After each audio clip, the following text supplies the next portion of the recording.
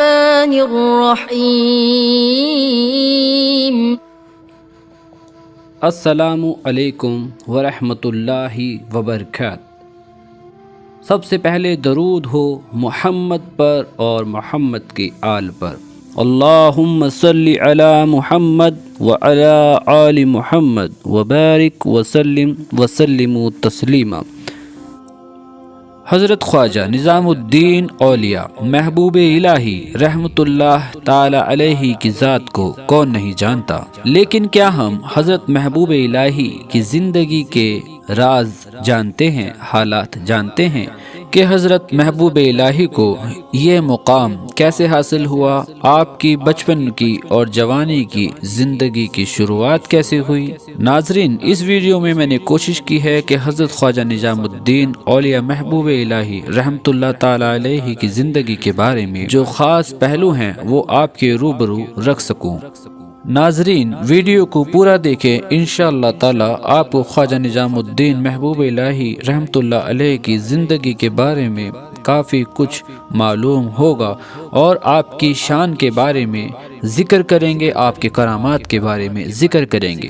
ناظرین، اس ویڈیو میں آگے بڑھنے سے پہلے چینل کو اگر آپ پہلی بار آئے ہیں تو سبسکرائب کر دیں اور ثواب کی نیت سے آپ اس ویڈیو کو زیادہ سے زیادہ شیئر کریں تاکہ تمام لوگوں کو حضرت خواجہ نظام الدین محبوب الہی کی زندگی کے بارے میں پتہ چل سکے۔ ناظرین، حضرت نظام الدین اولیاء محبوب الہی رحمۃ اللہ علیہ کی ولادت باسعادت ملک ہندوستان کے ریاست اتر پردیش کے بدایوں شہر میں آپ کی ولادت 1238 عیسوی میں ہوئی۔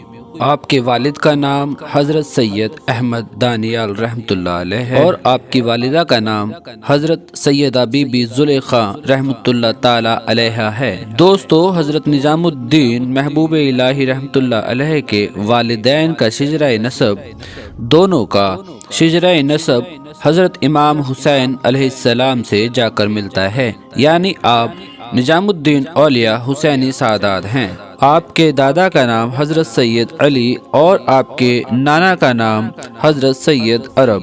آپ دونوں ہی ملک کے ازبکستان کے شہر بخارا کے رہنے والے تھے۔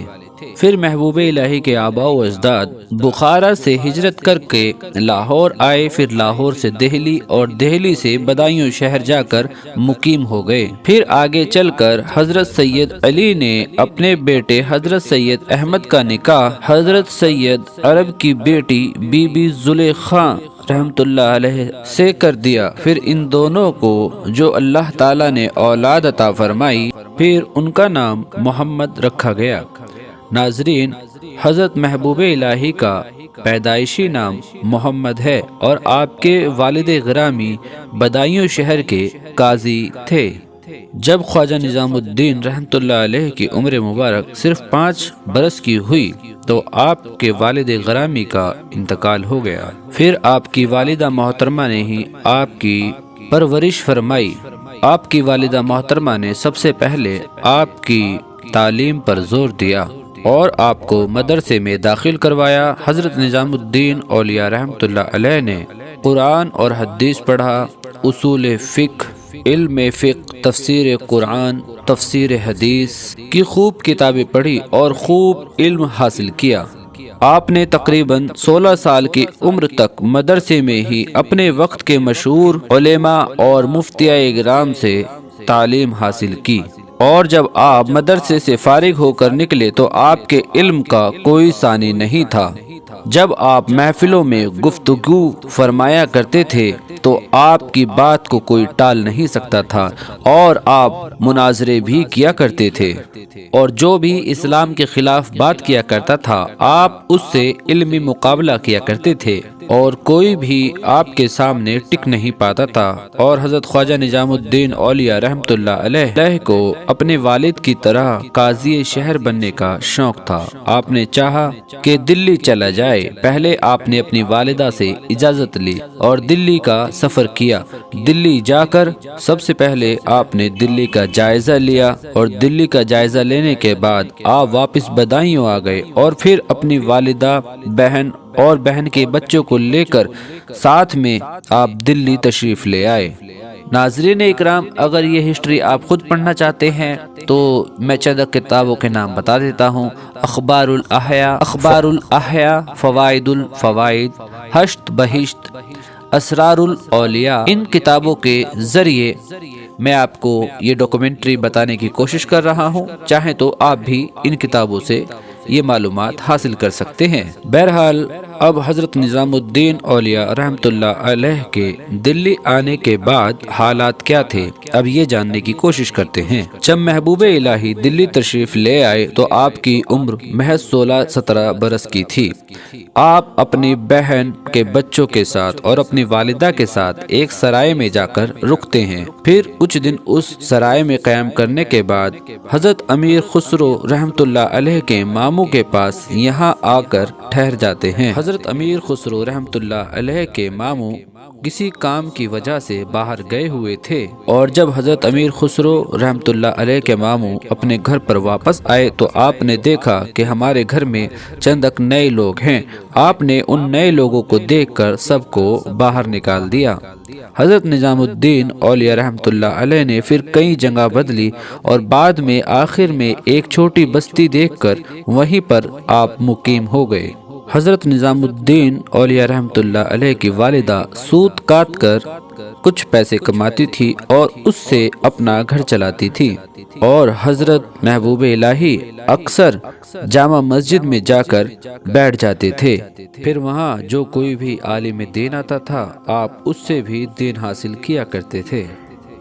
इसीलिए आपके घर में बहुत ज़्यादा गरीबी थी और जिस दिन आपके घर में खाने को कुछ ना होता तो आपकी वालिदा मोहतरमा अपने बेटे से फरमाती, ए बाबा मोहम्मद, आज हम अल्लाह के घर मेहमान हैं। हज़रत निज़ामुद्दीन औलिया फरमाते हैं, उस वक्त मुझे अपनी वालिदा का वो जुमला समझ नहीं आता था कि आज हम अल्लाह के घर मेहमान हैं, मगर आज जब ये सोचता हूँ कि मेरी वालिदा ने ये फरमाया था तो मुझे बहुत मज़ा आता है। फिर एक दिन आप अपनी वालिदा को जाकर सलाम करते हैं तो आपकी वालिदा मोहतरमा आपसे फरमाती हैं कि बेटा कल तुम किसे सलाम करोगे? अल्लाहु अकबर। हज़रत निज़ामुद्दीन रहमतुल्लाह अलैह ने फरमाया, अम्मा जान, आप ये कैसी बातें कर रही हैं, हम आपके बगैर कैसे जिएंगे? फिर आपकी वालिदा ने फरमाया, बेटा जाओ, जाकर सो जाओ, कल सुबह मेरे पास आना। अब निज़ामुद्दीन औलिया रहमतुल्लाह अलैह का क्या सोना था, पूरी रात इसी सोच में गुजर गई और जब तहज्जुद का वक्त हुआ तो आप अपनी वालिदा के कमरे की तरफ जाते हैं तो क्या देखते हैं कि आपकी वालिदा मोहतरमा पहले से ही वज़ू बनाकर तहज्जुद की तैयारी फरमा रही थी। फिर आपकी वालिदा ने अपने बेटे को आवाज़ दी और कहा, बेटा अंदर आ जाओ। फिर जैसे ही आप अंदर जाते हैं तो आपकी वालिदा मोहतरमा आपका हाथ पकड़कर आसमान की तरफ उठाती हैं और फरमाती हैं, इलाही ये बेकस गरीब अब तेरे हवाले। इलाही अब तक तो मैं तेरे करम से अपने बच्चे का ख्याल कर रही थी, लेकिन आज से मैं निज़ामुद्दीन इलाही तेरे हवाले कर रही हूँ। इसके साथ जो भी अता करना है तूने ही अता करना है। बस इतना कहकर आपकी वालिदा मोहतरमा की रूह परवाज कर जाती है। हज़रत महबूब इलाही अपनी वालिदा के विसाल के बाद बहुत गमगीन रहा करते थे, क्योंकि 5 साल की उम्र से ही आपकी वालिदा ने आपको तन्हा पाला था। आपके लिए आपकी वालिदा ने अपनी जवानी भी कुर्बान कर दी थी। इस गम को कम करने के लिए हज़रत महबूब इलाही अक्सर हज़रत कुतुबुद्दीन बख्तियार काकी रहमतुल्लाह अलैह के मज़ार पर जाकर बैठा करते थे। एक दिन आप मज़ार पर बैठे थे कि एक नूरानी चेहरे वाले बुजुर्ग वहां पर आते हैं। हज़रत निज़ामुद्दीन रहमतुल्लाह अलैह उन बुजुर्ग के पास जाकर अर्ज करते हैं कि बाबा मेरे लिए दुआ फरमा दीजिए, मैं शहर का काजी बनना चाहता हूँ। यह सुनकर नूरानी चेहरे वाले बुजुर्ग ने हज़रत निज़ामुद्दीन औलिया को देखा एक नौजवान लड़का खड़ा है और फिर उन नूरानी चेहरे वाले बुजुर्ग ने आपसे कहा कि नहीं, तुम काजी नहीं बनोगे। मैं तो यह देख रहा हूँ कि तुम एक बादशाह हो और सारा आलम तुमसे फैज़ पा रहा है। ये पेशीन गोई उन बुजुर्ग की थी, लेकिन आपको यह सुनकर बड़ा तस्कीन, बड़ा सुकून मिला। حضرت نظام الدین 16 سال کی عمر میں دلی تشریف لائے تھے، اور جب 4 سال بعد آپ 20 سال کے ہو گئے تو آپ نے سوچا کہ یہ ہاتھ کسی پیر کامل کے ہاتھ میں دینا چاہیے۔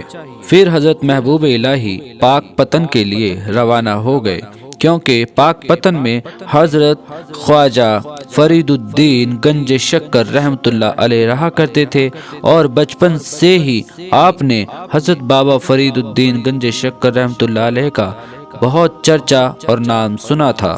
حضرت محبوب الہی کی یہ خواہش تھی کہ میں بابا فرید گنج شکر رحمۃ اللہ علیہ کا مرید ہو جاؤں، تو حضرت بابا فرید گنج شکر رحمۃ اللہ علیہ سے فیض حاصل کرنے کے لیے حضرت نظام الدین اولیاء دلی سے پاک پتن کا سفر طے کرتے ہیں۔ پاک پتن موجودہ دور میں پاکستان میں موجود ہے۔ بہرحال جب حضرت محبوب الہی بابا فرید الدین گنج شکر رحمۃ اللہ علیہ کے دربار میں پہنچے اور بابا فرید نے جب پہلی نظر ڈالی تو آپ نے فرمایا کہ اللہ تمہیں بہت بڑا مقام عطا کرنے والا ہے، اور بابا فرید گنج شکر رحمۃ اللہ علیہ نے پہلی ہی ملاقات میں حضرت نظام الدین رحمۃ اللہ علیہ کے سر پر اپنا عمامہ رکھ دیا۔ سبحان اللہ۔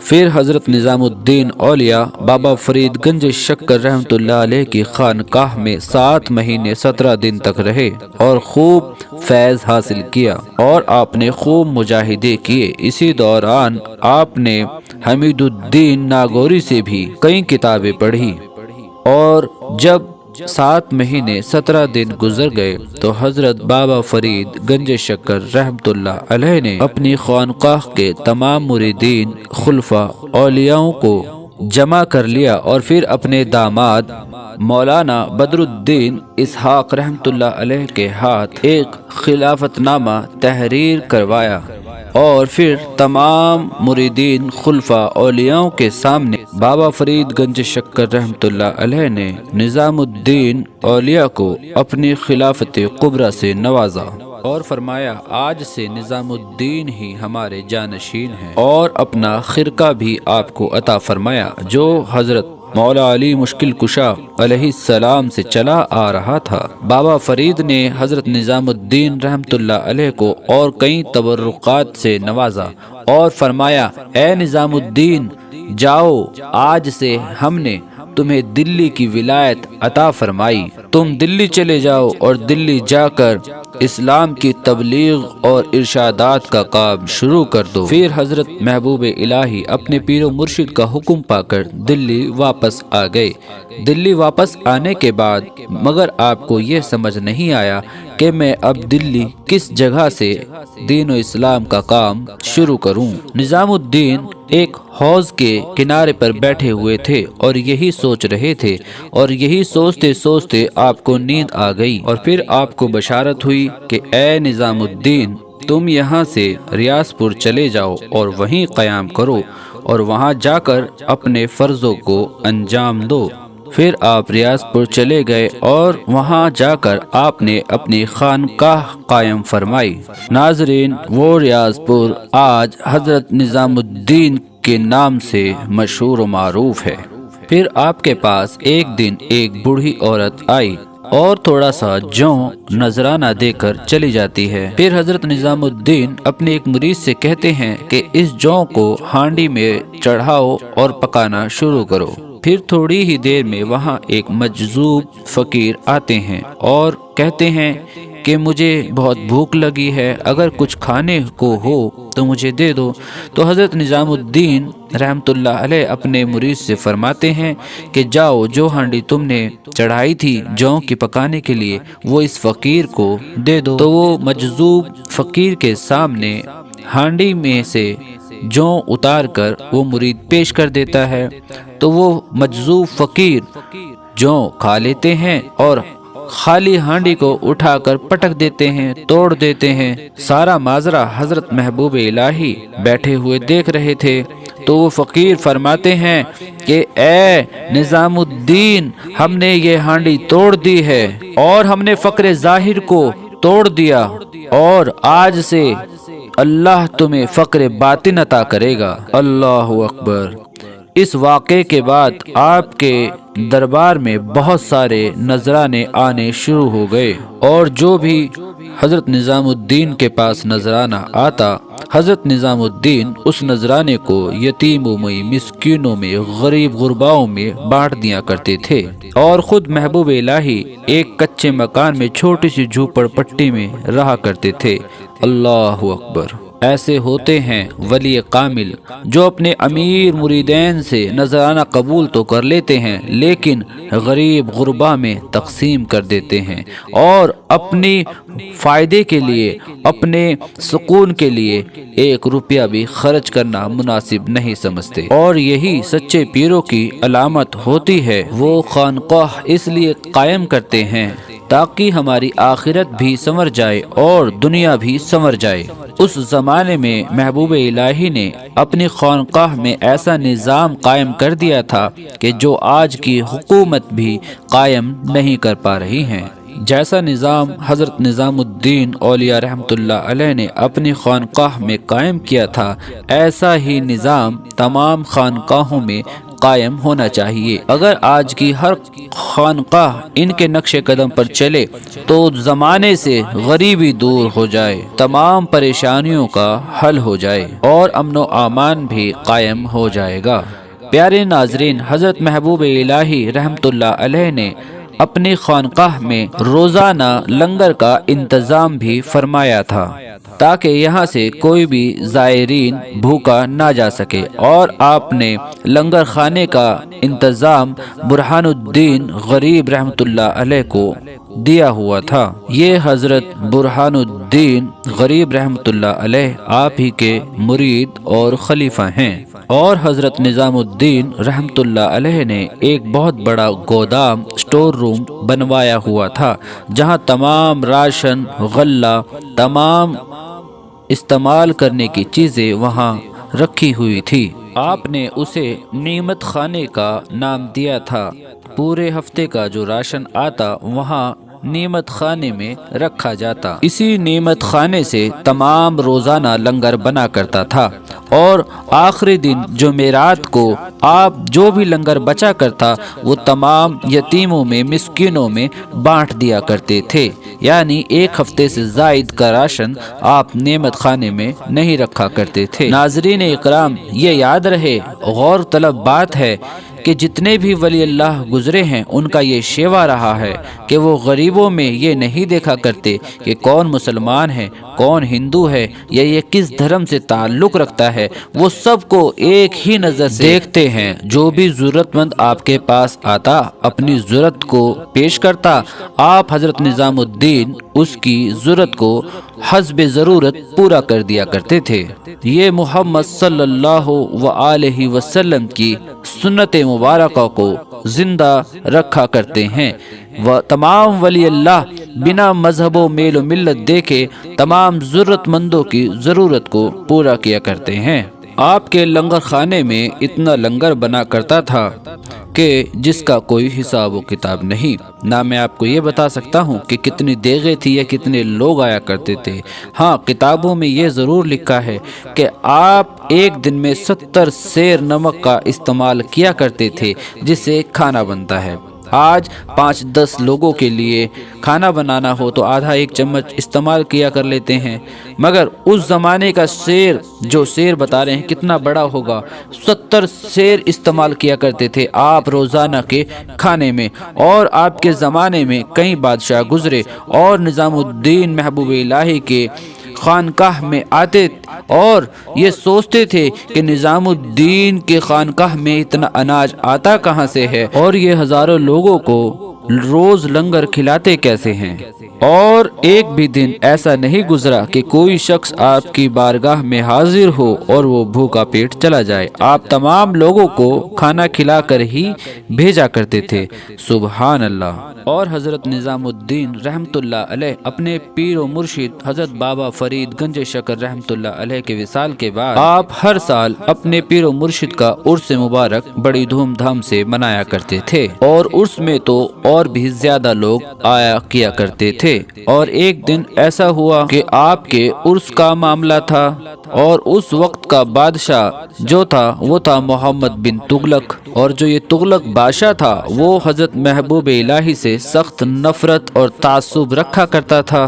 عرس کا موقع تھا اور محمد تغلق نے یہ فرمان جاری کر دیا کہ خبردار، نظام الدین کو کوئی بھی اپنا راشن یا غلہ نہیں بیچے گا اور نہ ہی کوئی عرس کے دوران لنگر بنائے گا۔